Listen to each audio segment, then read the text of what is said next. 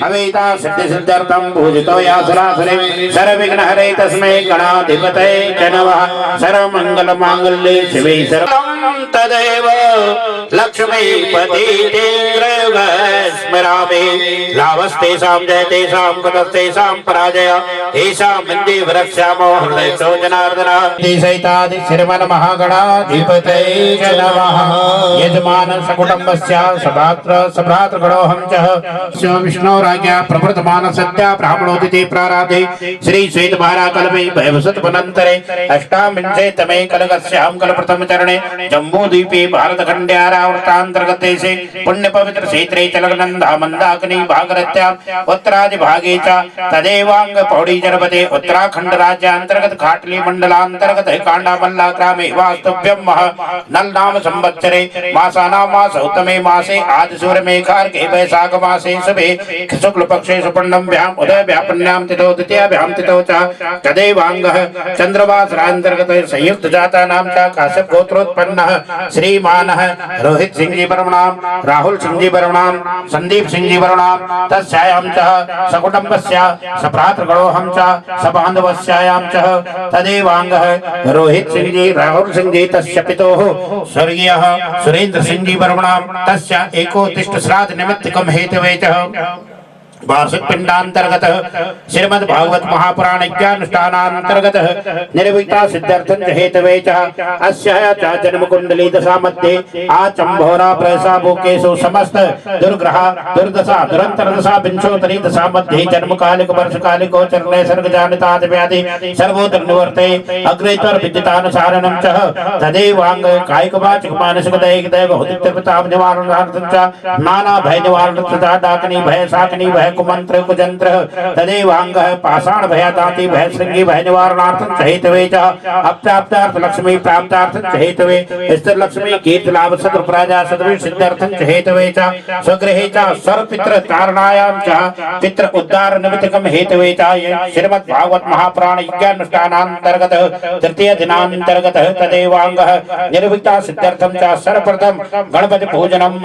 गणपति पूजनांतर्गत तदेवांगः श्रीमद् भागवत महापुराण पूजनम व्यासपीठ पूजनांतर्गत ब्राह्मण वर्णांतर्गत तदेवांग वरुण कलश देवता पूजनांतर्गत षोडश मातृका नवग्रह देवता सप्तकृत पशोधारा देवता वास्तुपुर सर्व देवता पूजनम ओंकार देवता महालक्ष्मी पूजनांतर्गत तदेवांग तस्यायां च ओम महा सर्वतो भद्रमंडप देवता आवाहित देवतानां पूजनांतर्गत नारायण अभिषेकांतर्गत प्रेत पूजनम हनुमत पूजनम च तदेवांग तस्यायां च श्रीमद् भागवत महापुराण पूजनम च महं कारक्षयितः पयस्नानं ओम पयः प्रथमं ध्यानेन सफलोस्तु सदा मम ओम रक्षराज सिद्ध्यर्थे यज्ञे पाठार्थे च विनियोगः ऋषादिन्यासः ओम नारदर्षे नमः शिरसि प्रति छन्दसे नमो मुखे श्री कृष्ण परमात्मा देव सर्वांगे ओम नमो भगवते वासुदेवाय अंगन्यासं कुर्यात् ओम नमो हृदयाय नमः ओम नमो भगवते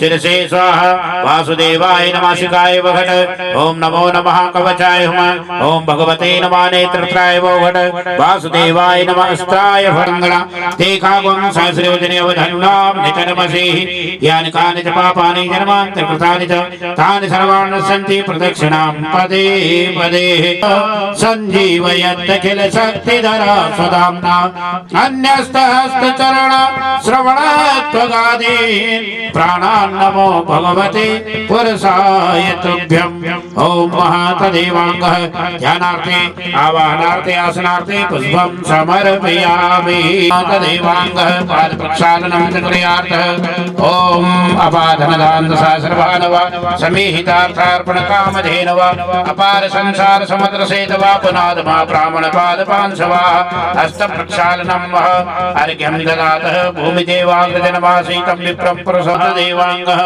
हिण्यकरं समृताग्रे भूतस्य जाता पत्रेक आसीत् सदा धारा पृथ्वी कामतेम कस्मै देवाय हविखा विदेम ओम महातदेवांगः पुष्पमालां तन्नो गुरुपिता माता तं च प्रवस्तं पारायणां च अपायित मोक्षणाय तिरुत्तजोतं भवमेव के ओम महातदेवां प्रार्थयेत नमोऽस्तु ते व्यास विशाल बुद्धे फुल्लारविन्दाय तवत्र नेत्रां येन त्वया भारत तैलपूर्णे प्रज्वालितो ज्ञानमय प्रदीप नमस्ते व्यासरूपाय विष्णवे नमो वै ब्रह्मसुताय वसिष्ठाय नमो नमः अचतुर्वदनर ब्रह्मादिबाहोरपिरो हरि अवालनं लोचनं संवर भगवान् वादरायणाः गुरुर्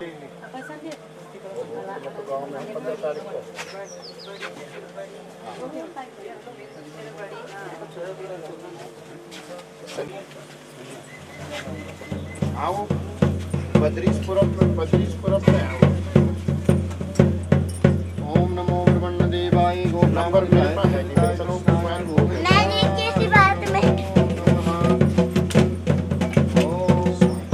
बाईपास में जो बद्री बाईपास से पहले थोड़ा 10 कदम गेट लगाओ।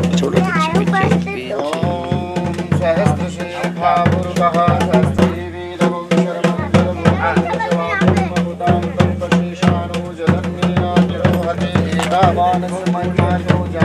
गोविंदाय नमो नमः आकाशकेशवं प्रतिगच्छते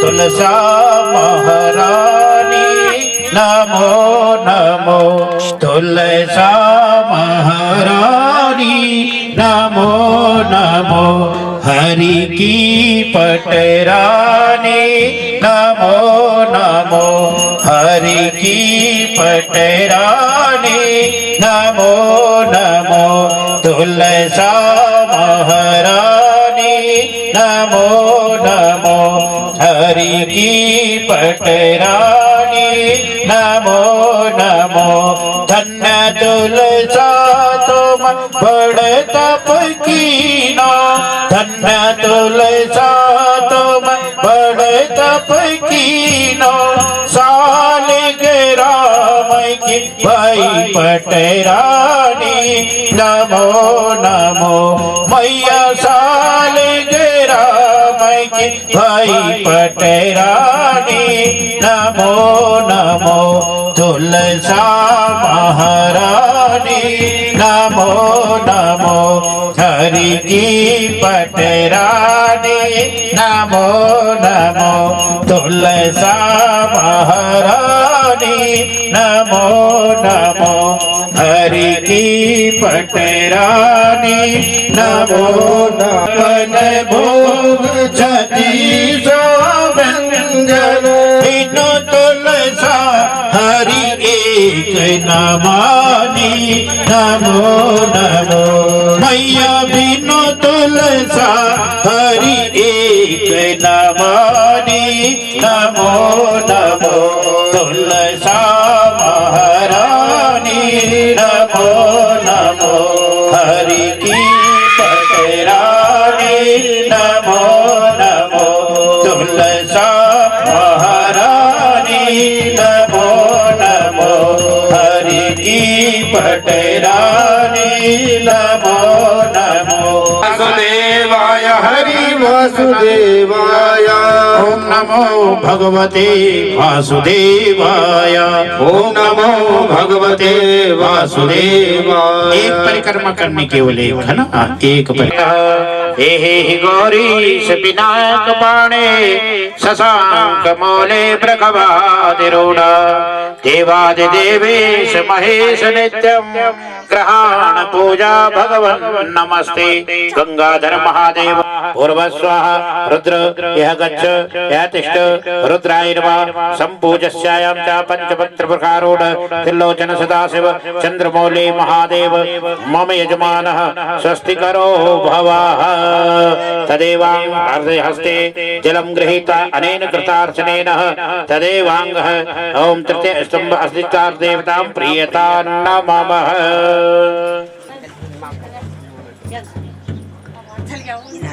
ओम महातदेवांतस्यायां च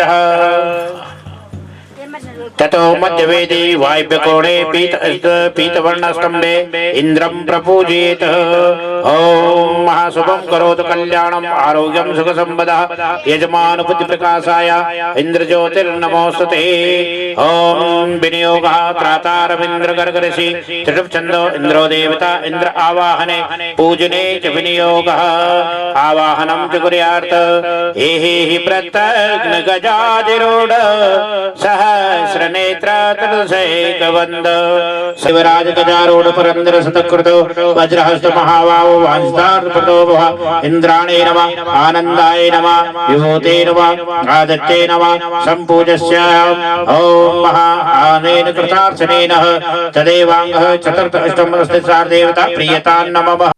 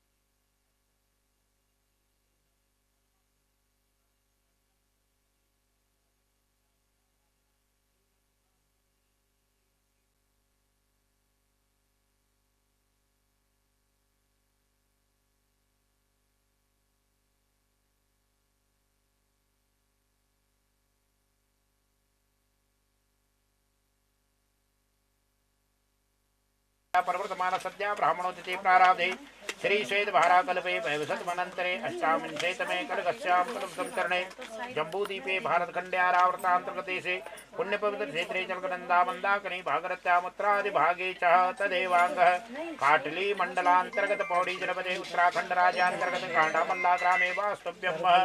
ॐ महनलनाम संवत्सरे मासानामासोत्तमे मासे च आदिसूर्यः मेघार्के च वैशाख मासे शुभे शुक्लपक्षे सुपर्णभ्यां तिथौ तृतीयाभ्यां तिथौ च अमुकवासरान्तर्गत सोमवासरान्तर्गत संयुक्त जातानां च काश्यप गोत्रोत्पन्न श्रीमान रोहित सिंह जी प्रणाम तदेवांकस्यायां च रोहित सिंह जी प्रणाम राहुल सिंह जी प्रणाम संदीप सिंह जी प्रणाम बलवीर सिंह जी प्रणाम मंगल सिंह जी प्रणाम चित्र सिंह जी प्रणाम तस्यायां च सपरिवारस्यां सकुटुम्बस्यायां च सभ्रातृगणोऽहं च सबान्धवस्यायां च तस्यायां च राहुल सिंह जी प्रणाम तस्य पितुः स्वर्गीयः सुरेंद्र सिंह जी प्रणाम तस्यायां च एकोद्दिश्राद्धनिमित्तं हेतवे च तस्यायां च श्रीमद्भागवत महापुराण ज्ञानानुष्ठानान्तर्गत निर्विता सिद्धार्थं हेतवे च तस्यां तृतीय दिनान्तर्गत सर्वपितृ उद्धार निमित्तकं हेतवे च सर्वपितृ तर्पणं च महाकारक्षेत हरिश्रवन्तां बोधश्रवन्तां पंचशिरवस्रपन्तामः पूर्वाभिमुखो फिर पूर्व की तरफ सभ्य होकर के पालती माता पुलसस्रपन्ताम पुलहस्रपन्ताम क्रतुस्रपन्ताम प्रचेतास्रपन्ताम वशिष्ठस्रपन्ताम भृगुस्रपन्ताम नारदस्रपन्तामः दिव्य पितर तर्पणांतर्गत अपसभ्येनं च अपसभ्य वैदा तस्मै सदः यमस्रविदामिदं सतलं गंगोदकं तस्मै सदः अर्यमास्रविदामिदं सतलं गंगोदकं तस्मै सदः अग्निस्वाता पितरस्तं सतलं गंगोदकं तस्मै सदः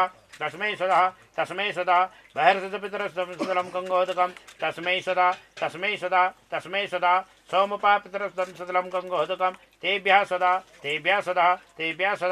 अविष्मन्ता पितरस्तं सतलं गंगोदकं तस्मै सदा तेभ्यः सदा वसुमपात्रस्तं सतलं गंगोदकं तेभ्यः सदा सुकालनापितरस्तं सतलं गंगोदकं तेभ्यः सदा अजपापितरस्तं सतलं गंगोदकं तेभ्यः सदा पूर्वासायमादि चतुर्दशो गृहीतनाञ्जलाञ्जलिनः यमाय नमः धर्मराजाय नमः मृतवे नमः अंतकाय नमः वैवस्ताय नमः कालाय नमः सर्वभूताक्षाय नमः औदुम्बराय नमः दधिनाय नमः नीलाय नमः परमेश्वराय नमः वृकोदराय नमः चित्राय नमः चित्रगुप्ताय नमः बोलो एते चतुर्दश यमः स्वस्ति कुर्वन्तु मे सदः। हरि हर महादेव।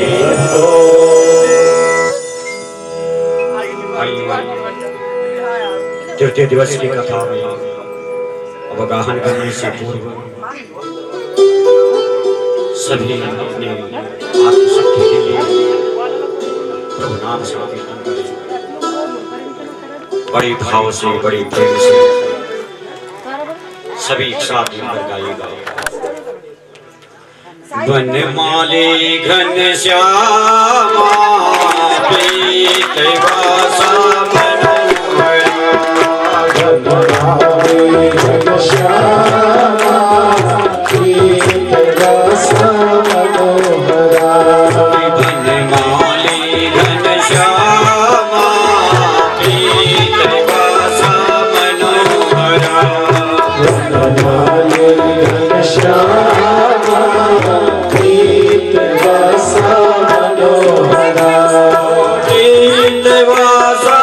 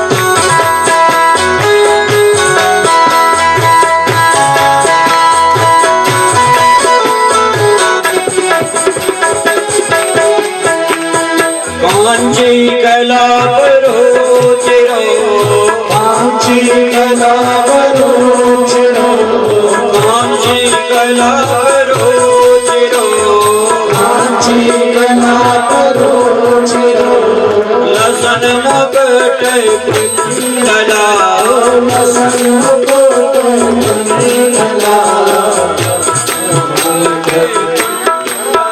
ओ लसन मुकुट कुंडला माले घनश्यामा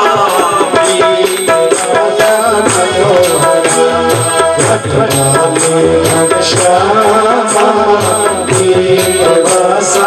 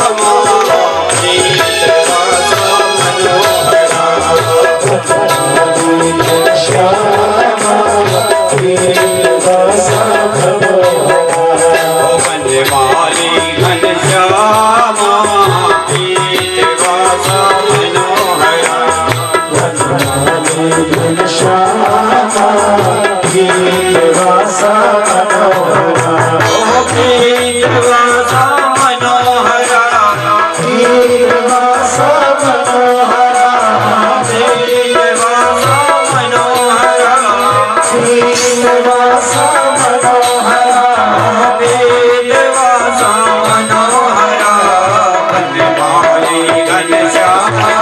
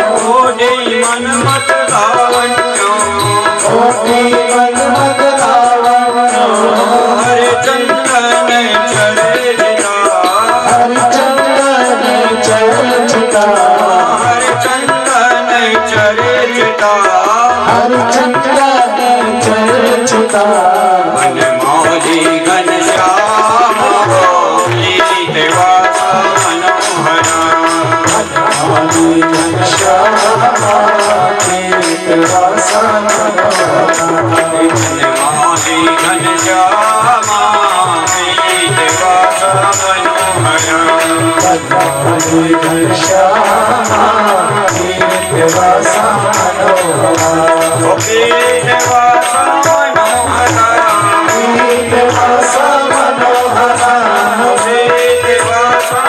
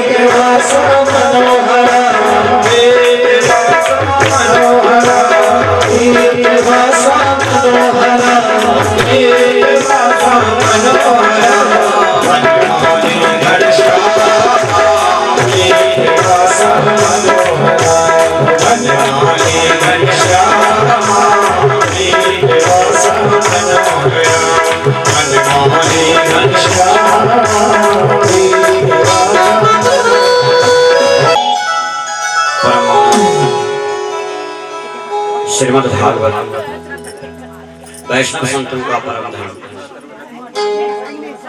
अकरण करुणामय सर्वाधिपति सर्वज्ञ भक्ति वांछा कल्पतरु श्री वृंदावन बिहारी की युगल चरणों का ध्यान करते हुए हम सब श्रीमद् भागवत के अंतर्गत प्रभु की पावन कथाओं का श्रवण करने जा रहे हैं। प्रेम से कहिए श्री राधे। आदरणीय आचार्य वृंद, समुपस्थित समस्त नेगी परिवार, समस्त ग्रामवासियों, क्षेत्रवासियों, प्यारे भाइयों बहनों एवं परम सम्मानीय मातृशक्ति,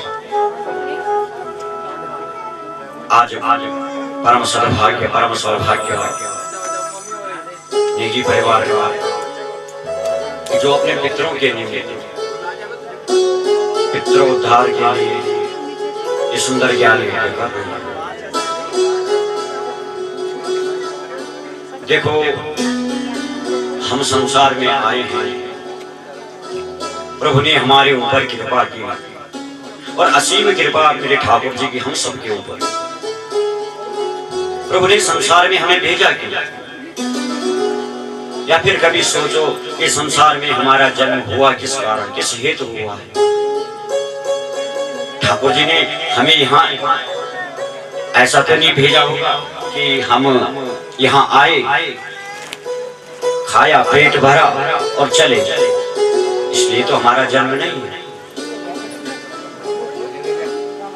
ठाकुर जी ने तो हमें इसलिए भेजा है कि आप इस संसार में जाओ, ऐसे सत्कर्म करो, ऐसा यत्न करो, ऐसा प्रयास करो, ऐसा संग करो कि जिससे तुम्हारे पुण्यों का उदय, पुण्यों का अर्जन हो, पुण्य पुंज बने।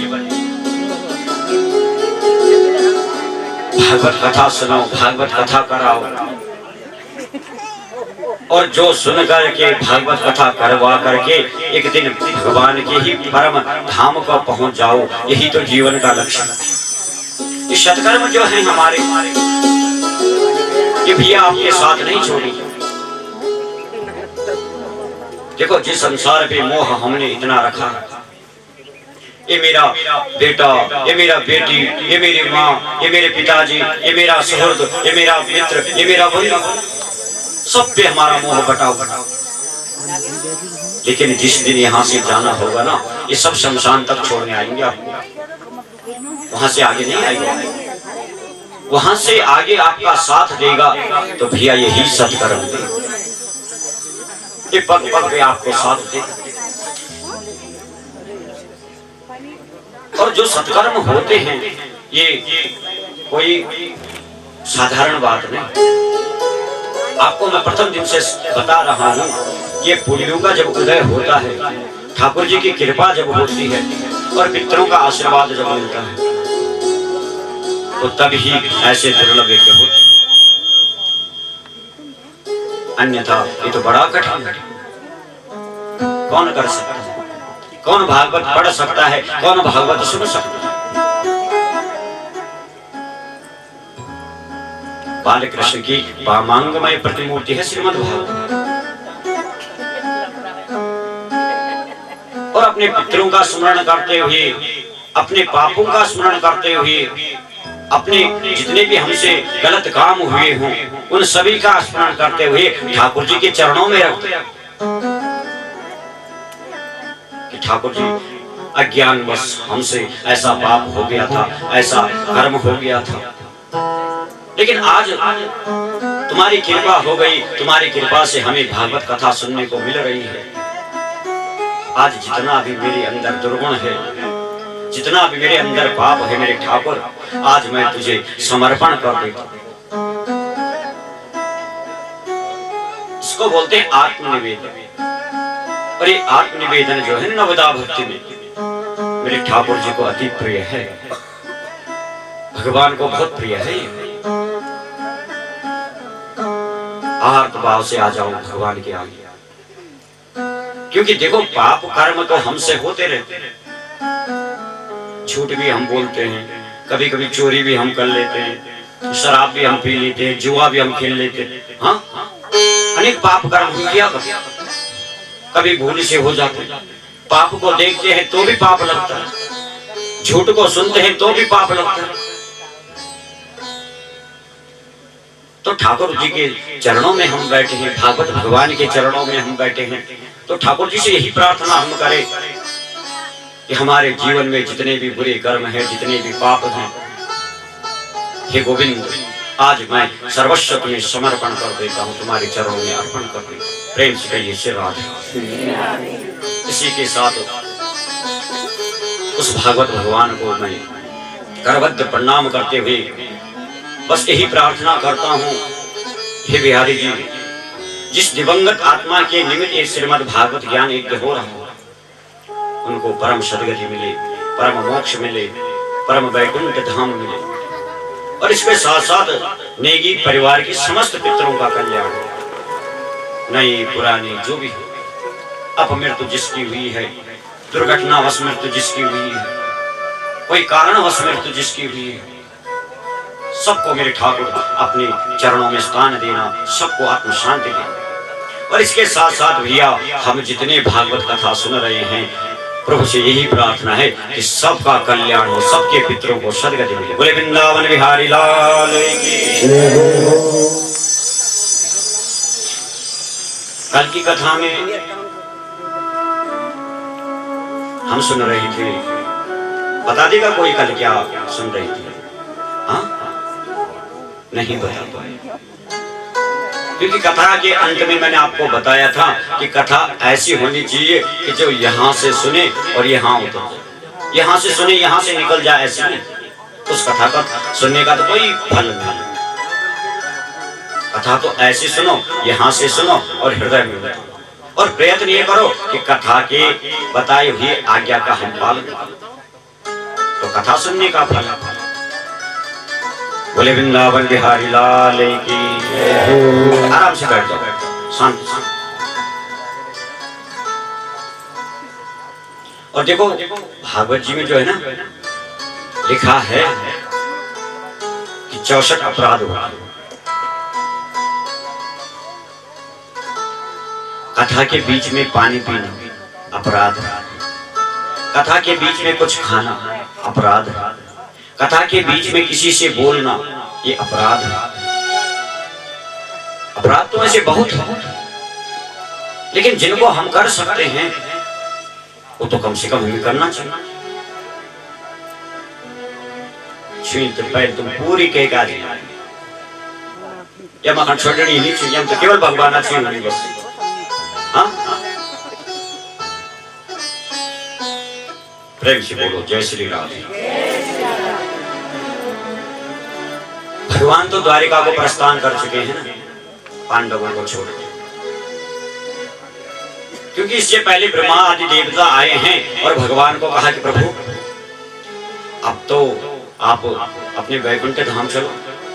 अरे वहां भी तो हम तरस रहे हैं आपको देखने के लिए, और यहाँ जितना तुम्हारा अवतार होना था, जितना तुम्हारा कार्य था, वो तो सब पूर्ण हो चुका, अब चलो प्रभु। तो भगवान बोले कि बाबा प्रतीक्षा करो, बस मैं कुछ ही क्षण में, कुछ ही दिन में तुम्हें वैकुंठ धाम मिलूंगा। आज देखो भगवान ने अर्जुन को कहा कि देख अर्जुन, अब मुझे स्वधाम जाना चाहिए, सारी लीलाएं मैंने समाप्त कर दी है। अर्जुन ने जब सुना तो अर्जुन तो रो पड़ा, कहा प्रभु तो हमें भी साथ ले चलो, हमें अकेला कहाँ छोड़ रहे हो, और तुम तो वैसे भी मेरे सारथी हो, और सारथी भी हो, मेरे मित्र भी हो, तो मेरे बगैर तो नहीं जाना चाहिए ना आपको। भगवान बोले नहीं, मैं तेरा सारथी इस धरा पे था, इस भूमि पे था, मृत लोक पे था, तेरा मित्र भी यही है, लेकिन एक आज्ञा का पालन तुझे मेरा करना पड़ेगा। आज से 3 दिन बाद द्वारिका जलमग्न हो जाएगी, समुद्र में डूब जाएगी। मेरी जो 16,108 पटरानियां है ना, इनको तुम हस्तिनापुर ले जाओ और वहां इनकी सुरक्षा करना, एक कार्य तुम्हें देता हूं। अर्जुन आज्ञा लेकर के जब इनको लेके आ रहा है ना, तो भगवान ने भील का रूप रखा और अर्जुन से युद्ध करने लगे। नहीं कर पाया अर्जुन कुछ, भगवान ने भील का रूप रखा और अपने रानियों का हरण करके चले गए। और जाते जाते कह दिया, अर्जुन मेरे बगैर तेरा गांडीव किसी काम का नहीं, मेरी पत्नियों का भी तो रक्षा नहीं कर पाया, तेरा गांडीव तब काम का है जब मैं साथ में। और देखो इधर श्री सूत जी कह रहे हैं कि ततः सर्व गुणोदर के शान कुल ग्रहोदय यज्ञे वंश धरो पांडो भौर्य पांडार्यो जश। हे स्वर्गादि ऋषियों, इधर जो है ना पांडवों का पौत्र हुआ, लेकिन जब ये पैदा हुआ बालक, ये बेहोश है, इसका पूरा शरीर जला हुआ है। कुंती महारानी तो बड़ी विचलित हो गई कि देखो बड़ी मुश्किल से एक पोता तो हमें प्राप्त हुआ और वो भी ऐसा बेहोशी हालत में, न बोलता न हंसता न रोता, और शरीर मानो इसका जल गया। अश्वत्थामा ने मारा था ना बाण, ब्रह्मास्त्र गर्भ में, उस ब्रह्मास्त्र से ये बेटा जो है ना ये मूर्छित हो गया। भगवान ने रक्षा तो की, लेकिन ब्रह्मास्त्र है भैया। अब जिसकी भी गोदी में दे दी ये बालक बस चुपचाप। पांडव भी चिंतित होने लगे। कहते हैं इसी समय कन्हैया आए, कृष्ण आए, क्योंकि ये बालक क्यों नहीं रो रहा, क्यों नहीं हंस रहा, बस एकटक देख रहा है मुंह में। मानो ये कह रहा है कि जिसने गर्भ में मेरी रक्षा की, जो मेरी रक्षा करने सुदर्शन चक्र लेकर के आया था, वो तो इनके बीच में मुझे कहीं दिख ही नहीं रहा। वो कहाँ है? वो तो मुझे गोदी ले ही नहीं रहा। कहा बुआ बधाई हो, पोता हो गया। अरे क्या कन्हैया ऐसा पोता, ये न रोता है न हंसता है न कुछ बोलता। अरे बुआ मुझे देना, सब बोलेगा सब हंसेगा रोएगा। और जैसे ही मेरे ठाकुर ने इस बालक को अपनी गोदी में पकड़ा, देखो ये बालक पहचान गया कि जो मेरी रक्षा करने आया था वही तो ये है, और एक खिलखिला करके हंसने लगा। बोले वृंदावन बिहारी लाल की।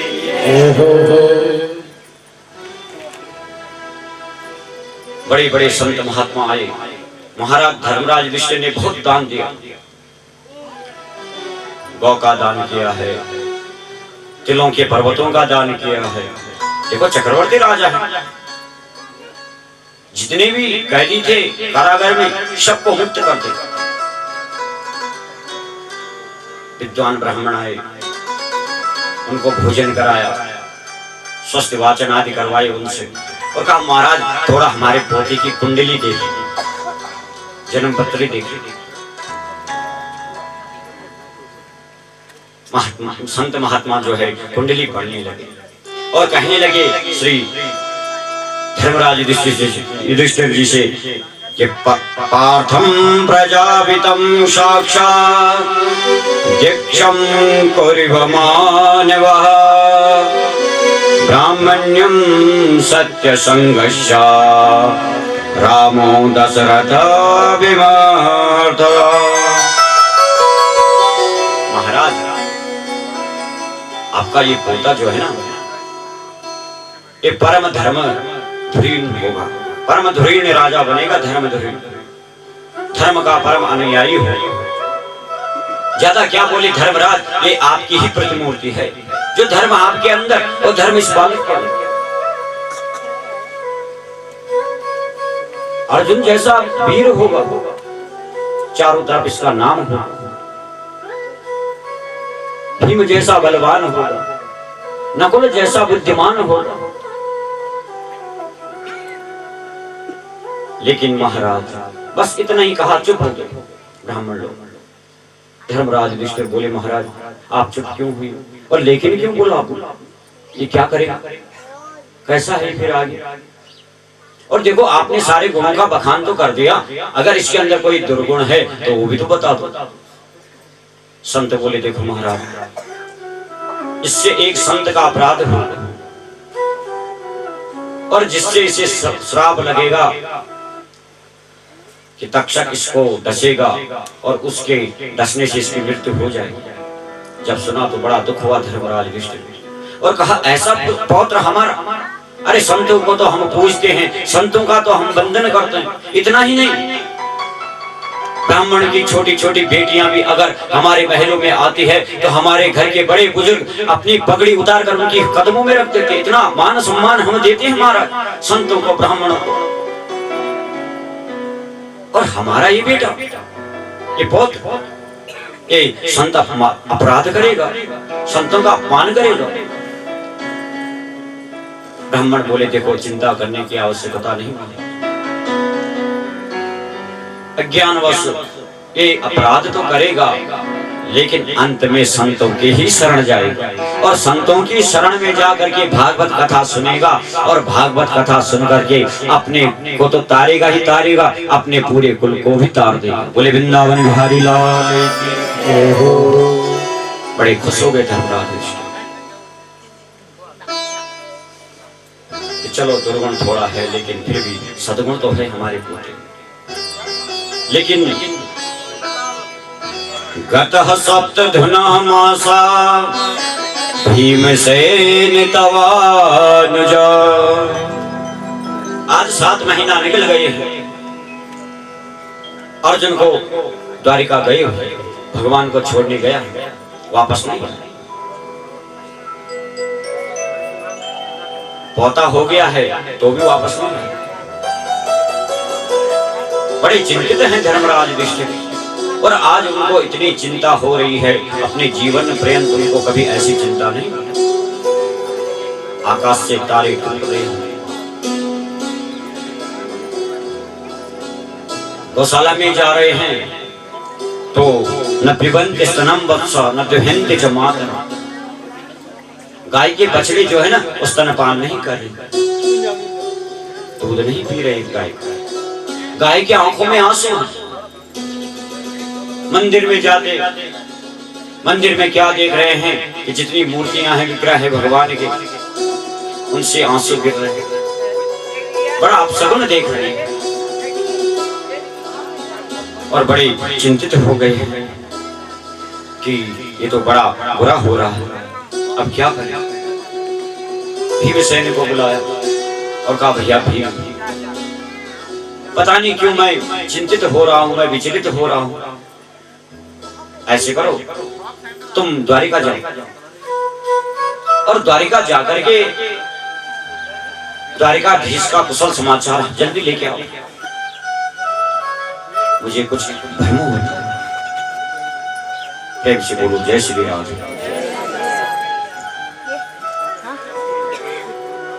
कहा महाराज ठीक है मैं जाता हूं, भीम को तैयार कर दिया। और इधर मुख्य द्वार पे जब ये बात ही कर रहे हैं अर्जुन खड़ा। अर्जुन के सिर पे न मुकुट है न कांधे पे गांडी धनुष है, एकदम खड़ा है, मलिन मुख हो रखा है, आंखों में आंसू गिर रहे, धूल से सना शरीर है पूरा। धर्मराज युधिष्ठिर गए और कहा अरे पार्थ, अरे अर्जुन तू आ गया, कब आया? सब सकुशल तो है, तुझे नहीं मालूम हमारा एक पोता हो गया। अरे तेरे को गए हुए 7 महीना बीत गए, तुझे हमारी याद नहीं आई? और हमारी याद नहीं आई तुझे तो पोता तो उसको देखने तो आना था ना। और देख बड़ा विद्वान है, बड़ा बुद्धिमान है, संतों के साथ बैठता है, संतों की बातें करता है। अरे पार्थ, हमारा पोता तो अपनी उम्र से 10 साल आगे चल रहा है। क्या बात है पार्थ, तो बोलता क्यों नहीं? हाँ, तेरी आंखों में आंसू क्यों है? तो रोता क्यों है? अरे तेरे सर का ताज कहाँ गया? तेरा मुकुट कहाँ? तेरा गांडीव कहाँ? क्या तुझसे किसी संत का अपराध हो गया? क्या तुझे तब कष्ट है, तब रोता है? किसी शरण में आई हुई स्त्री की तो रक्षा नहीं कर पाया पार्थ? क्या तुझे तब कष्ट है? या फिर द्वारिकाधीश सब सकुशल तो है ना? जब द्वारिकाधीश का नाम सुना तो पार्थ को फूट फूट कर रो पड़े और कहते हैं कि वंचितो हम महाराज हरिनाम बंधुरूपिणाम ये निवेपहतं तेजो देव विस्मापनं महत्। क्या बताऊं धर्मराज, ये सब कुछ नहीं हुआ भैया, लेकिन वो जो संसार को आज तक छलता रहा हमें भी छल के चला गया। क्या बात कर रहा है? कहते पार्थ तू झूठ बोल रहा है, तू थोड़ा विनोद कर रहा है, हमारे से मजाक कर रहा है। नहीं भगवान अब कहाँ रहे इस धरती पर? इस धरती को त्याग करके छोड़ करके प्रभु स्वधाम जा चुके हैं। द्वारिका जल में डूब चुकी है, समुद्र में डूब चुकी है।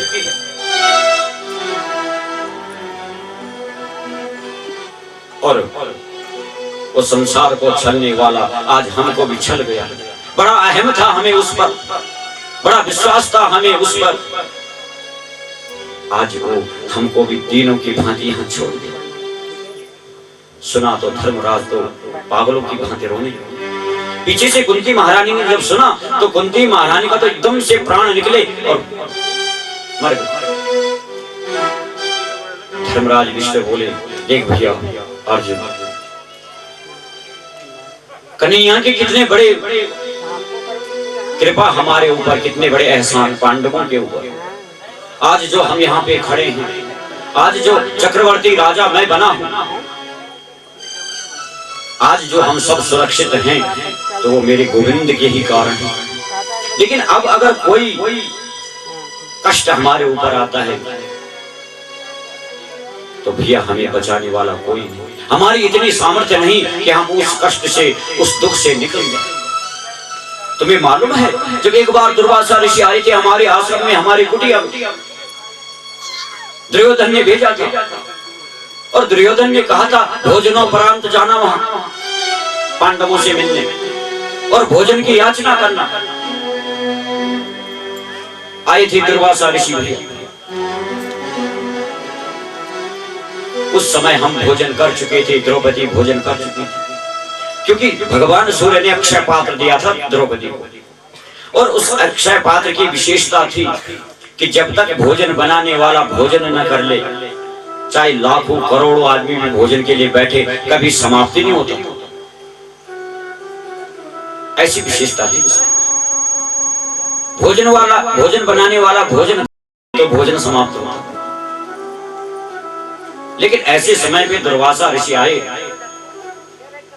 कि द्रौपदी भी भोजन कर चुकी थी और कहा धर्मराज मेरे 40,000 शिष्य मेरे साथ हैं, थोड़ा स्नान करके हम आते हैं, तब तक भोजन तैयार रखो, हम भोजन आपके यहाँ करेंगे। और एक बात ध्यान से सुनो,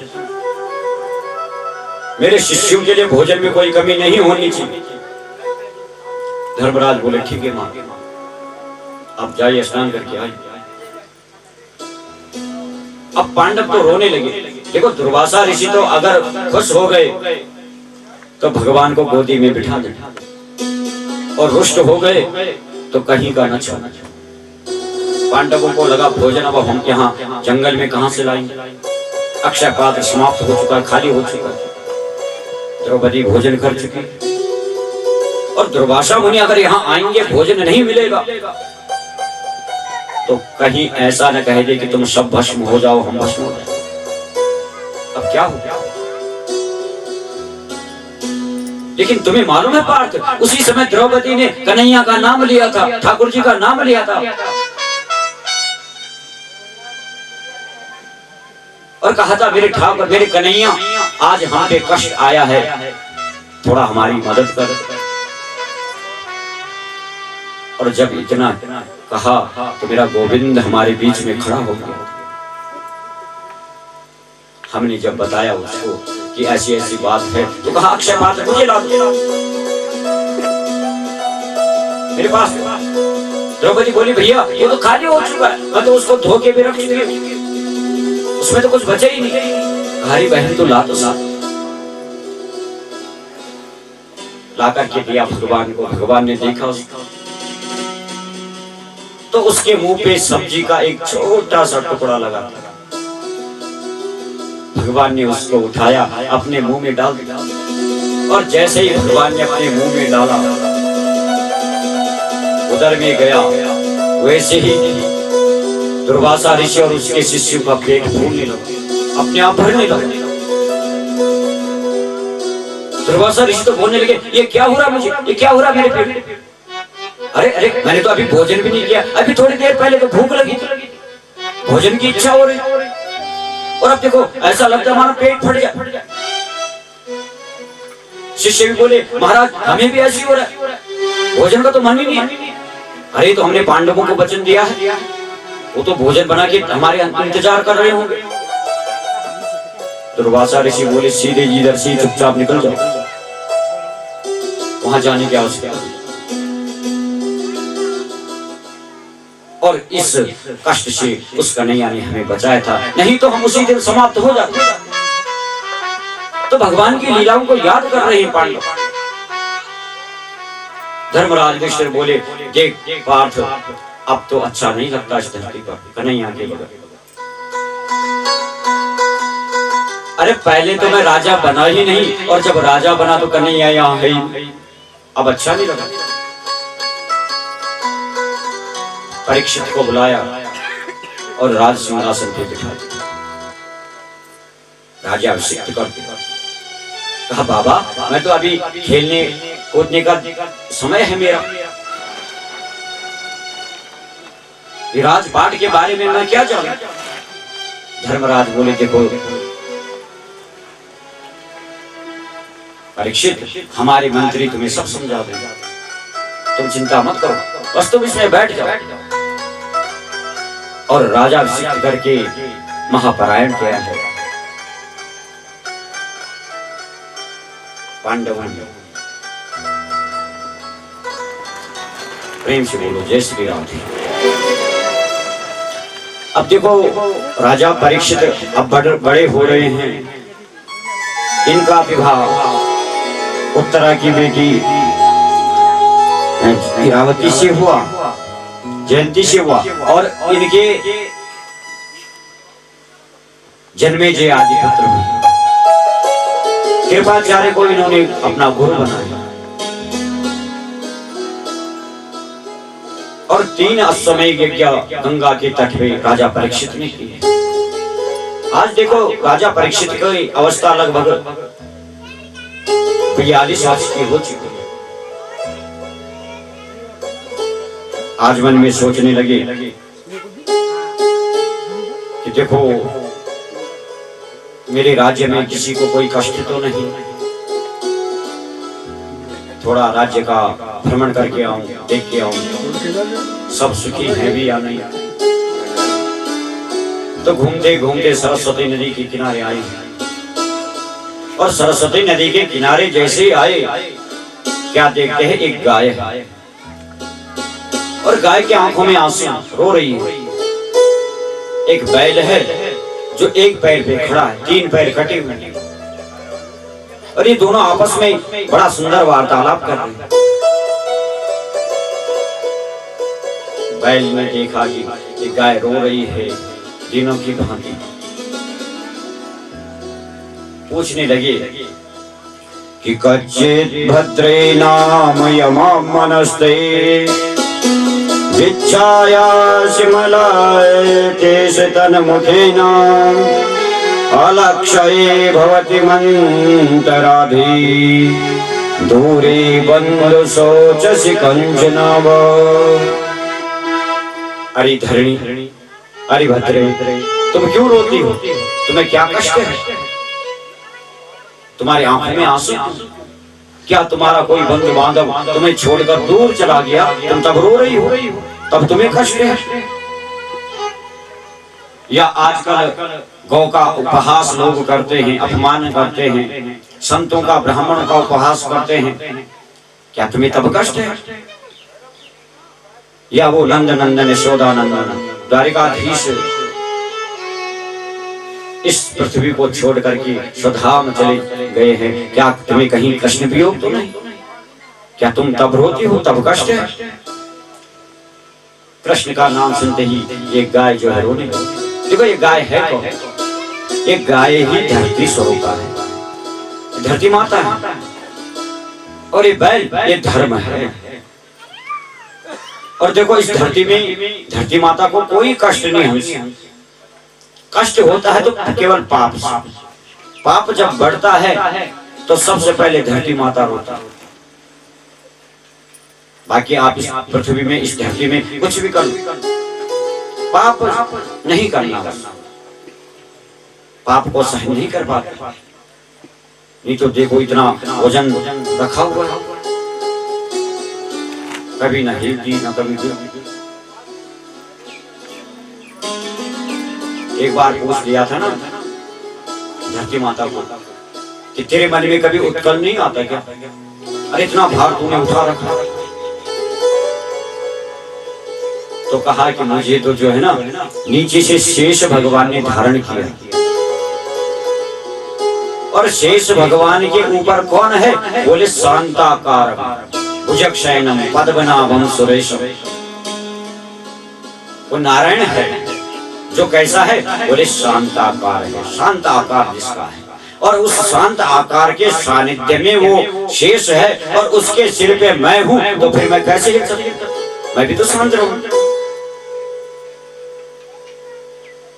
तो धरती माता में अगर पाप बढ़ जाए तो पाप को सहन नहीं कर पाता।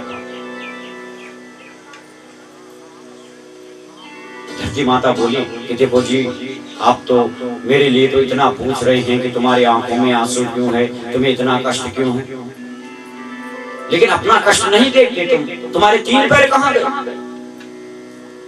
एक ही पैर।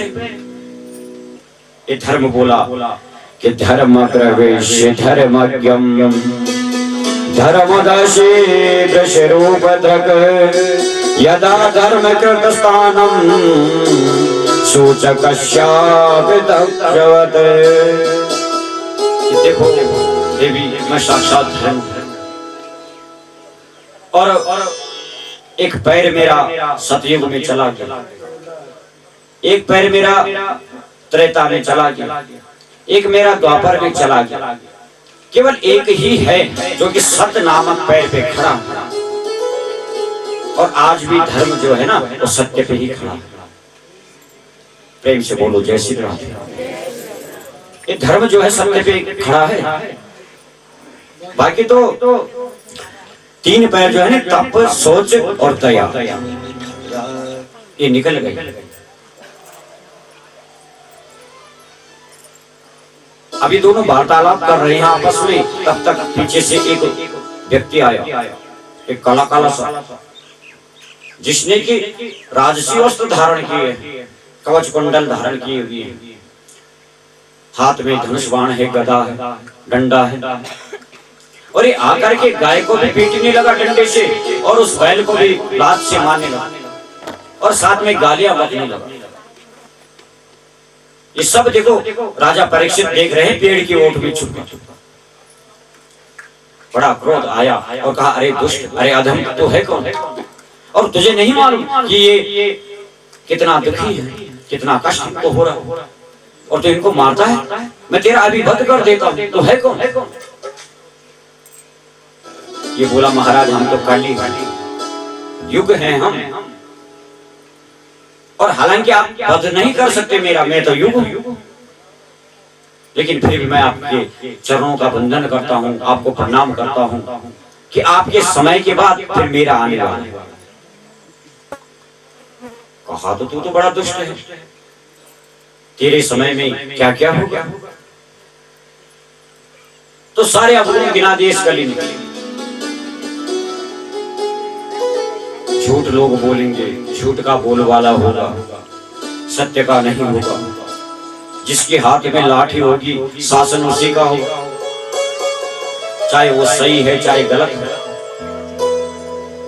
जो पापी हैं, जो पतित हैं, उसी के समाज में लोग आया जाया करेंगे, बैठा करेंगे। सत्संग से दूर रहेंगे, सत्संग से मन हटता रहेगा। बेटियों का, कन्याओं का क्रय विक्रय करते रहेंगे। कहा तू तो फिर ठीक नहीं, तुझे तो रखना बेकार है, सारे पाप गिना दिए। तो कहा कली तू तो यहाँ से चला जा, तू तो रखने लायक नहीं। कहा महाराज ये तो मेरे दुर्गुण सुने आपने, मेरा सदगुण एक मेरे पास। राजा परीक्षित बोले भैया इतने दुर्गुण तूने गिना दिया, कौन सा सदगुण रह गया? तो ये कली बोला कि यत् फलम नास्ति तपस्या न योगेन समाधिना तत्फलम प्राप्ते शम्यः कलहो केशव कीर्तना। जो फल महाराज तप करके नहीं मिला, जो फल जप करके नहीं मिला, जो फल दान करके नहीं मिलता, जो फल योगियों की समाधि में बैठ करके योगियों के साथ सत्संग करके नहीं मिला, वो फल जो है ना केवल कलिकाल में भगवान का नाम लेने से मिल जाता, केवल ठाकुर जी का नाम लेने से मिल जाता। राजा परीक्षित तो रुक गए और कहा कि ये तो बड़ी अच्छी बात है, ऐसा ही तो चाहिए कि कलिकाल में प्रत्येक जीव भगवान का नाम का सहारा ले और उनका बेड़ा पार हो जाए।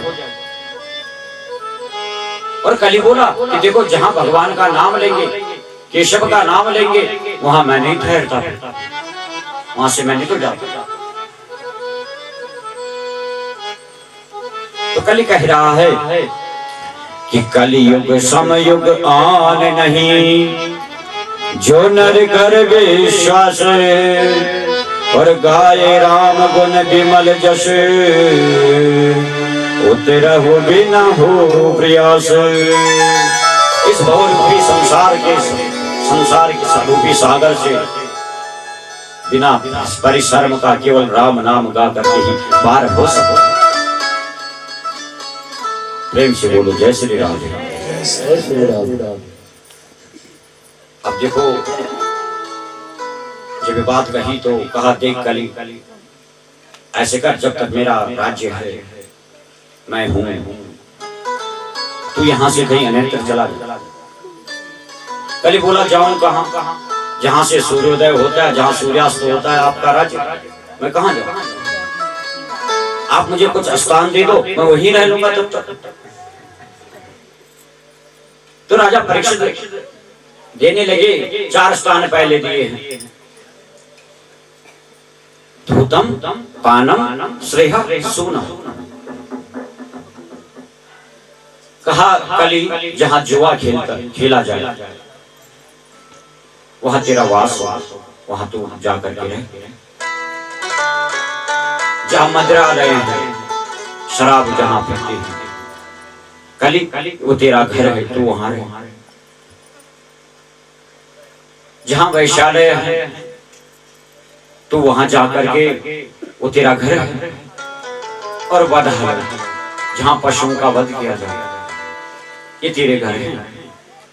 और देखो जो अपना कल्याण चाहे वो भैया इन 4 स्थानों में भूल से भी न जाए।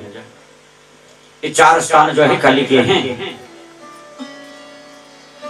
यहां भूल से भी मत जाओ। और जो यहां गया उसका कल्याण, फिर उसका कल्याण नहीं होगा। जुआ में बैठा है व्यक्ति, दिन भर जुए में खूब जीत गया, लेकिन उसको ये मालूम नहीं जितना पैसा जीत के लाया है ना, उसमें कल बैठ करके तुम्हारे घर के अंदर आया, ये मालूम नहीं। और फिर जहां ये आता है ना, वहां तो ये फिर कलहबाजी शुरू कर देता, क्योंकि कलह प्रिय है।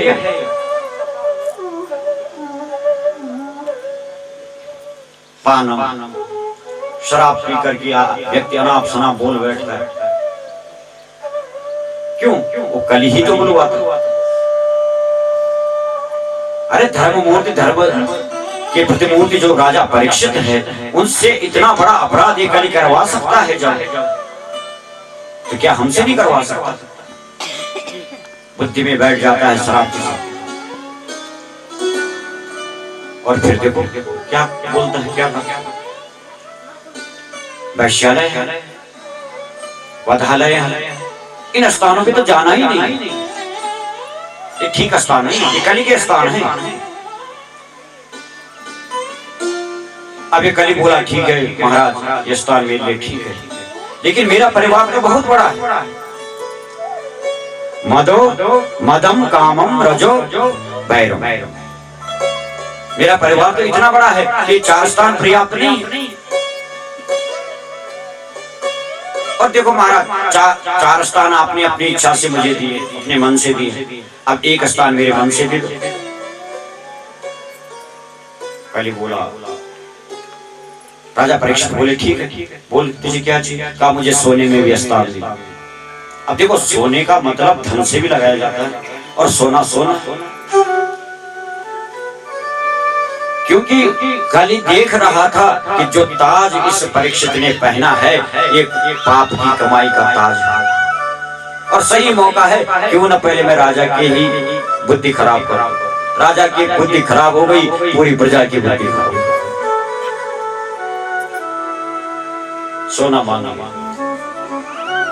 लेकिन ऐसे नहीं कि सोने में ही सभी सोने में कली का वास। जो धन किसी से छल से कमाया जाए, जो धन कहीं से चोरी करके लाया जाए, किसी से छीन के लाया जाए, बोले उस धन में कली आकर के बैठ जाए, वहां कली होगी। और जो धन अपने मेहनत से कमाया जाए, अपने खून पसीने से कमाया जाए, बोले उस धन में कली नहीं, मेरे ठाकुर जी आकर बैठते हैं, उसमें तो मेरे बिहार की बात दे दिया। सोने में स्थान ये कली आकर के बैठे, और राजा के जैसे माथे पे मस्तिष्क पे बैठा है ना, ये हंसने लगा, खुश हो गए कि जो मैं चाहता था वो हो गया। और राजा तो यहां से भ्रमित हो गया। जिस राजा ने आज तक कभी चींटी तक नहीं मारी थी, आज सोच रहा है कि मैं तो राजा हूं। राजसी भाव जागृत हो रहा है, मैं तो राजा हूं, और राजा का शौक है शिकार करना। राजाओं का मान सम्मान की बात होती है। धनुष बाण लेकर के जंगल में गए और एक मृग का पीछा किया, भटकते भटकते भटकते मृग तो भाग गया, राजा रास्ता भूल गया। संध्या का समय हुआ और सीधे कौशिकी नदी के निकट आए। संत समीक का आश्रम है, बैठे हैं अपने आसन पे समाधि होकर। अब देखो राजसी भाव राजा परीक्षित के अंदर है, जो संतों का बड़ा सम्मान करते थे, जो संतों का पूजन करते थे, आज वही राजा कली के वश में होकर के अपने आप को ही सबको समझ रहा और कहा देखो इस संत को, अरे मुझे भूख लगी है, प्यास लगी है, थका हूं, इसके घर में आया हूं, इसके कुटिया में आया हूं, और इसका दायित्व बनता है, कर्तव्य बनता है कि मुझे पूछे, मेरा सत्कार करे, मैं राजा हूं, मुझे जलपान कराए, भोजन कराए। और देखो झूठ मूठ से ये समाधि में बैठ गया। एक सांप मरा हुआ था, धनुष की नोक से उठाया उसको और गले में डाल दिया उसकी समीक ऋषि। मन में सोचा कि समाधि सही होगी तो उठ जाएंगे, सही नहीं होगी तो उठ जाएंगे, सही होगी तो। जैसे ही गले में डाला तो संत समीक की तो समाधि दृढ़ है। राजा परीक्षित डर गए, प्रणाम किया और चले। लेकिन इधर कौशिकी नदी में स्नान कर रहे हैं इनका बेटा सिंह,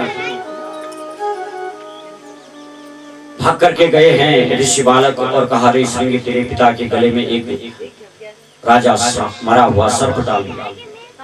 तो सिंह को बड़ा क्रोध आया, पिता के आसन के सामने कमंडल में जल था, उसी को अभिमंत्रित करके श्राप दे दिया।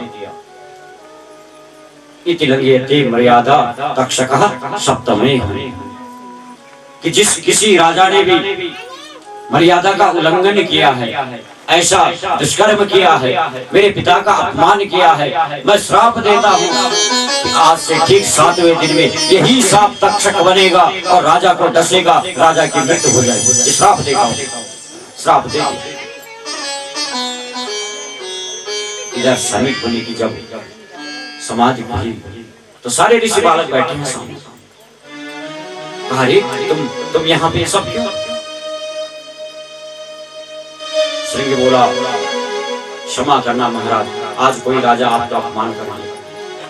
लाल लाल आंखें हो रखी, लंबी लंबी सांसें चल रही और जैसे सांप के मुंह से निकलता है, ऐसा क्रोध श्रृंग ऋषि को।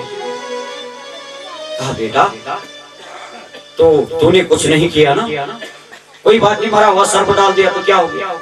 कहा पिताजी मैंने तो श्राप दे दिया, तक्षक आज से 7वें दिन में डस लेगा, राजा की मृत्यु हो जाएगी। बड़ा उदंड राजा था जिसने मर्यादा का उल्लंघन किया। समाधि होकर के देखा समीप मुनि ने। कहा अरे बेटा तूने तो कितना बुरा काम कर दिया, अरे तू कैसा कुपुत्र निकला मेरा। हाँ ये कोई साधारण राजा नहीं था, ये तो हमारे धर्मज्ञ धर्मधुरीण राजा परीक्षित थे। और जिस राजा के अधीन में, जिस राजा के सानिध्य में हम निर्भय विचरण करते हैं, पूजा करते हैं, तप करते हैं, जप में बैठते हैं, और तुझे मालूम है इस राजा के बाद कौन राजा बनेगा? और क्या पता कोई ऐसा दुष्ट राजा बनेगा कि हम संतों का जीना ही बेकार हो जाए। ऐसा श्राप तूने दिया? अरे इतना ही तो अपराध किया था, मेरे गले में सर्प डाल दिया तो क्या हो गया, मेरे क्या बिगड़ गया? अपने शिष्य को बुलाया है और कहा भैया तुम जाओ और राजा को बता के आना कि किसी ने तुम्हें श्राप दिया है, तुम अपने बचने का प्रयत्न कर लो। आए हैं शिष्य। इधर राजा परीक्षित जैसे ही अपने महल में पहुंचे, ताज उतारा, कहा अरे आज मुझसे कौन सा बड़ा अपराध, बहुत बड़ा अपराध मैं कर गया, और मैं वन को गया तो क्यों, मृग के पीछे भागा तो क्यों, और माना कि मैं भागा, मैं गया, लेकिन संत समीक का मैं अपमान करके आ गया क्यों? और भैया अगर संत समीक ने मुझे श्राप दे दिया कि तेरे कुल का ही नाश हो जाएगा, तो फिर तो मैं कहीं का नहीं रहा। अरे धर्मराज युधिष्ठिर जब देखेंगे कि हमारे पुत्र ने ऐसे कुकर्म किए हैं, संतों का अपमान किया है, उनके सामने मैं क्या मुंह दिखाऊं, मैं क्या करूं? ऐसा सोच ही रहे थे, तब तक गौरमुख नामक शिष्य आ गया और कहा महाराज समीक ऋषि ने मुझे भेजा, उनका शिष्य हूं, और श्रृंग मुनि ने श्राप दिया है आपको कि तक्षक नाग आपको आज से 7वें दिन में डस देगा, काटेगा, आपकी मृत्यु हो जाए। अगर आपको लगता है राजन तो अपने बचने का प्रयत्न कर लीजिए। जब सुना राजा परीक्षित ने तो तनिक भी विचलित नहीं, और मन में सोचने लगे कि देखो वास्तव में ये संत होते कितने दयालु हैं, इतना बड़ा अपराध में। देखो ये सांप जो है ना, सर्प, ये शुभ का प्रतीक नहीं है, ऐसा अशुभ मैंने संत के गले में डाल दिया और श्राप भी दिया तो तक्षक 7 दिन में डसेगा, मेरी मृत्यु हो जाएगी। मृत्यु तो मेरी होनी, मुझे तो डर था कुछ और का। अगर श्रृंग मुनि श्राप न दे तो भी मुझे मरना ही था एक दिन। आगे मरो पीछे मरो क्या फर्क पड़ता, कितने बड़े दयालु होते हैं संत। उसी समय आमरण अन्न सन व्रत ले, सारे राशि वस्त्र उतार दे, अब तो भैया बदन पे एक लंगोट है बस। जन्म जय पुत्र को आदि को राज्य भाग और सीधे आए हैं सुताल गंगा के तट। बोले वृंदावन बिहारी लाल की। अब वहां पे आए तो देखो वहां पे तो बहुत संत हैं, बड़े बड़े अमलात्मा ज्ञानात्मा मुनींद्र बैठे हैं। श्री सूत जी कहते हैं मैं भी उसी सभा में था, व्यास जी भी हैं, बड़े बड़े संत महात्मा बैठे। इन सबको देख करके राजा परीक्षित गदगद हो गए। बोला देखो संतों का अपराधी मैं, और कितनी बड़ी कृपा मेरे ऊपर, संतों के ही दर्शन मुझे हो रहे हो। और एक बार में एक संत का दर्शन हो, एक बार में दूसरे संत का दर्शन हो, तो यहाँ तो मुझे सब संतों के दर्शन एक ही बार हो रहे हैं, एक ही जगह में हो रहे हैं। मैं तो बहुत बड़ा भाग्यशाली हूँ। हाथ जोड़कर कहने लगे कि अहो वयम धन्यतमा नृपाणां महत्तमानं ग्रहणीयशीलां राज्ञं कुलं ब्राह्मण पाद शोचा दूरात् विशिष्टं वत ग्राह कर्म। कितना बड़ा सौभाग्य मेरा। अहो वयम धन्यतमा नृपाणां। मैं तो जितने भी संसार में राजा हुए हैं उन सबसे धन्य हो गया। सबसे बड़ा राजा हूं मैं, सबसे बड़ा धनभागी हूं मैं, क्योंकि इतने बड़े लक्षण संतों के मुझे एक साथ दर्शन हो रहे हैं, एक ही समय हो रहे हैं और एक ही जगह में हो रहे हैं। अब देखो बैठने की तो कहीं जगह है ही नहीं। राजा परीक्षित ने एक आसन बनाया और सबको कहा कि वो मेरा गुरु बन जाए जो इस आसन पे बैठे और मेरे प्रश्न का जवाब देगा, उत्तर देगा। सबके पास गया लेकिन सबने मना कर। सूत जी कहते हैं मुझे भी कहा, लेकिन मुझे तो मालूम था कि इस आसन पे तो मेरे गुरु चक्र चौरामणि श्री सुखदेव जी महाराज को बैठे, मैंने भी मना कर। लेकिन तभी कि तत्राल भगवन् व्यासपुत्रो यच्छायागतमानपेक्षा अलक्ष्यलिंगो निजलाभतुष्टो धृतस्य बाले अवधूत वेशः। सूत जी कह रहे हैं कि हे सनकादि ऋषियों, इसी समय अवधूत वेश में, जो कि नाल का तो यज्ञोपवीत बनाया है, बड़े बड़े भूरे बाल हैं, पूरा शरीर मिट्टी से सना हुआ है और मुखमंडल में मुख आभा जो है ना वो चमक रही है। ऐसे परम अवधूत वेश वाले श्री सुखदेव जी महाराज का वहीं पे प्राकट्य हो गया। बोले श्री सुखदेव जी महाराज की। और सुखदेव जी महाराज ने देखा कि देखो कहीं बैठने का स्थान नहीं, और जा करके सीधे उस आसन पे बैठ गए जो राजा परीक्षित ने बनाए थे। और जैसे ही आसन पे बैठे भाग करके राजा परीक्षित गए और चरण पकड़ लिए। आप ही मेरे गुरु हैं, अब छोड़ना मत। सुखदेव जी बोले भैया हम किसी के गुरु नहीं। कहा ये आसन तो मेरे गुरु के लिए थी और आप बस मेरे ऊपर कृपा कर दीजिए महाराज। नारद जी भी हैं। नारद जी बोले देखो सुखदेव जी, राजा परीक्षित को श्राप लगा है, आज से 7वें दिन में इसकी मृत्यु हो जाएगी, तो थोड़ा इसको ज्ञान दो, इसके अंदर से मृत्यु भय को निकाल दो। सुखदेव जी बोले महाराज हम इतना देर थोड़े ही बैठते हैं एक जगह में, अब 7 दिन तक कौन बैठेगा, 7 दिन तक कौन कथा सुनाएगा, कौन ज्ञान देगा। अरे मैं तो एक स्थान पे इतना देर रहता हूँ जितना देर एक गाय को दोहने में लगता है। जरा गोयल का नाम लगन नहीं टाइम, इतना देर रुकते हैं श्री सुखदेव जी महाराज का, बाकी नहीं। कहा 7 दिन तक कौन बैठेगा यहाँ। नारद जी बोले देखो महाराज नहीं तो अधोगति में चले जाएंगे राजा, आप कृपा करो इनकी। तो दृष्टांत दे दिया समझाने के लिए। कहा महाराज एक जंगल था, जंगल में एक कुआं था, कुएं के सामने एक आंख वाला बैठा था। पीछे से एक अंधा आया और अंधे को नहीं मालूम कि आगे कुआं है और जाकर के उड़ाम से कुएं में गिर गया। अब बताओ इसका पाप किसको लगेगा। सुखदेव जी बोले इसका पाप तो उसको लगेगा जो देख रहा था, उसको बताना चाहिए था। तो कहा बस महाराज यही बात, वो अंधा राजा परीक्षित है, वो कुआं अधोगति है और वो आंख वाले कोई नहीं आप। और अगर आप उस अधोगति रूपी मृत्यु से राजा परीक्षित का कल्याण नहीं करोगे तो पाप की भूखी आप प्रेम से कहीं से राधे।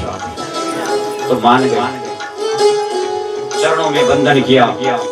राजा परीक्षित ने प्रश्न किया है कि अतः पृच्छामि संसिद्धिं योगिनां परमं गुरु पुरुषस्येह यत्कार्यं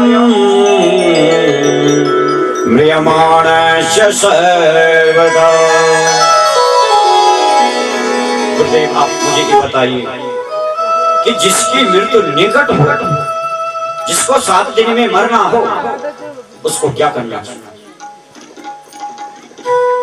और मृत्यु के लिए प्रत्येक जीव को क्या करना चाहिए? वही 2 ही प्रश्न पूछे। और ये 2 प्रश्न जब सुने राजा श्री सुखदेव जी महाराज ने, ये तो बड़ी गदगद हुई। और देखो, जो सुखदेव जी अपनी माँ की माया के बंधन में नहीं बंधे, अपने पिता के ममता के बंधन में नहीं बंधे, संसार की माया पे नहीं बंधे, बोले वही श्री सुखदेव जी महाराज केवल 2 प्रश्नों में बंध गए। ये प्रेम का बंधन है, और 1 दिन के लिए नहीं, 7 दिन के लिए बंधे।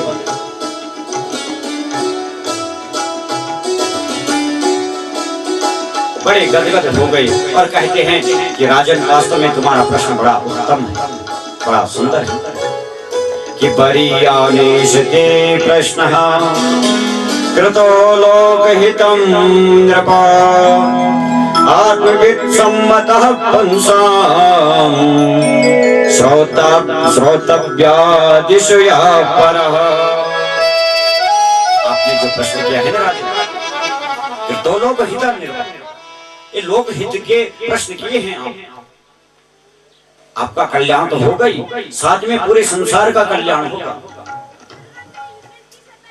लेकिन देखो राजन, आपने कहा कि मरने के लिए क्या करना चाहिए, तो मरना तो सबको है राजन, आपको भी मरना है, मुझे भी मरना है। इस संसार में जो आ गया उसे जाना। लेकिन आप तो बड़े भाग्य हैं, आप तो बड़े सद्भाग्य हैं, क्योंकि अभी तो आपको 7 दिन तक जिंदा रहना है। 7 दिन से पहले आप नहीं मर सकते। ऐसा तो हमारा है कि पल भर का पता, 7 दिन भी आते हैं या नहीं मालूम। हमसे तो तुम बड़े भाग्य हैं, कम से कम 7 दिन से पहले तुम नहीं मर सकते। और 7 दिन का समय इतना है कि तुम अपने कल्याण का उद्यम कर सकते। प्रेम से बोलो जय श्री राम, जोर से बोल दो जय श्री राधे। राधे राधे राधे। देखो, हमें रास्ता दे, रास्ता दे, रास्ता दे। कहाँ का रास्ता दे? बोले प्रभु अपने घराने का रास्ता। कि बोलो राधे राधे राधे राधे राधे, कि बेड़ा पार हो जाए। बोलो राधे राधे राधे राधे राधे, बेड़ा पार हो जाए। बोलो राधे राधे राधे राधे राधे, कि बेड़ा पार हो जाएगा। बोलो राधे राधे राधे राधे राधे, बेड़ा पार हो जाएगा। अभी आते जाते ब्रज कलियन में कन्हैया प्यारा मिल जाएगा। अभी आते जाते ब्रज कलियन में प्यारा मिल जाएगा। अभी आते जाते ब्रज कलियन में कन्हैया प्यारा मिल जाएगा। अभी आते जाते ब्रज कलियन में कन्हैया प्यारा मिल जाएगा।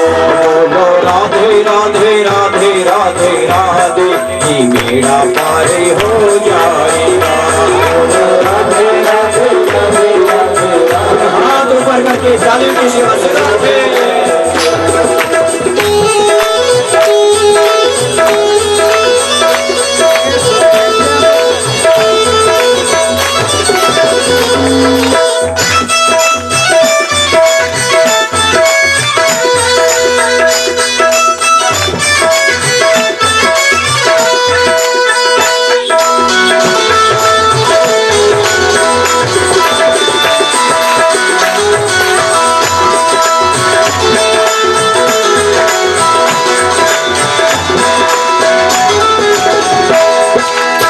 राधा के बिना श्याम जीवित कैसे, राधा के बिना श्याम जीवित कैसे, राधा के बिना श्याम जीवित कैसे, राधा के बिना श्याम मुझे भी तुम ऐसे हो दिए के बिना रोशनी ना आए जैसे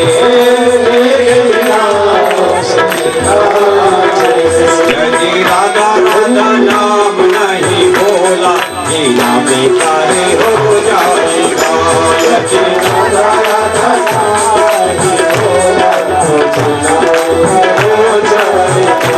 यदि राधा राधा नाम नहीं बोला जीना बेकार हो जाएगा यदि राधा राधा नाम नहीं बोला जीना बेकार हो जाएगा राधे राधे राधे राधे राधे मेरा प्यारे हो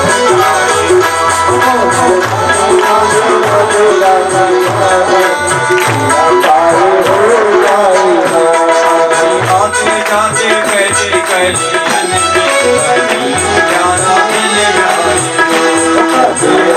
जाते गलजे गलियन में कन्हैया प्यारा मिल जाएगा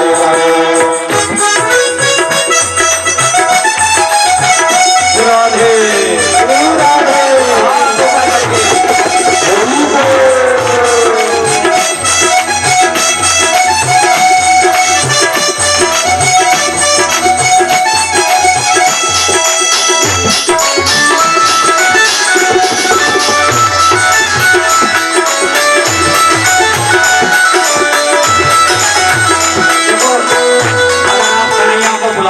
कन्हैया चाहिए ना आपको उसको बुलाओगे तो कन्हैया को बुलाओगे कन्हैया आजा श्याम आजा तो श्याम नहीं आने वाले भैया और राधा का नाम जैसे लोगे ना तो मेरे बिहार जी दौड़ के आ जाएंगे आपके पास इसलिए श्याम कहे से श्याम न आए श्याम कहे से श्याम आए श्याम कहे से श्याम न आए श्याम कहे से श्याम आए राधे राधे बोलो प्यारे श्याम दौड़े आए राधे राधे बोलो प्यारे श्याम दौड़े आए नाम के सहारे हो बंदी ये जीवन सुधर जाएगा राधा नाम सहारे हो बंदी सुधर जाएगा नाम के सहारे हो